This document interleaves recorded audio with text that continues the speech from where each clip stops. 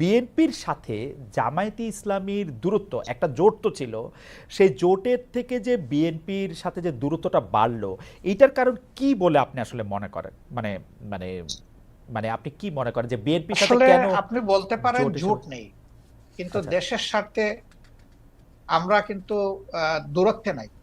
আমাদের মূল জায়গাগুলোতে আমাদের কোনো দ্বিমত নাই, কিন্তু যেহেতু দল দুইটা পৃথক এবং আমাদের এখন কোনো জোট বিদ্যমান নাই, সেই কারণে যার যার অবস্থান থেকে যে যেটা সঠিক মনে করতেছেন বক্তব্যটা সেভাবেই রাখবেন, এটাই নেছাড়ে। এবং একজন দেশের আপনি সচেতন নাগরিক হিসাবে রাজনীতি যদি বাদও দেন, আপনার চোখের সামনে যদি কোনো ভালো কাজ হয় তাকে আপনার অ্যাপ্রিসিয়েট করা দরকার। আবার কেউ যদি কোনো মন্দ কাজ করে তাকে সংশোধনেরও আপনার চেষ্টা করা দরকার। তো দেশের স্বার্থে যদি আমি কথা বলি এবং আমাকে যদি কেউ ক্রিটিসাইজ করে, আমি এটাকে ওয়েলকাম। কারণ ক্রিটিসিজম না হলে পারফেকশন আসে না। আর মানুষ কেউ ভুলের ঊর্ধ্বে না।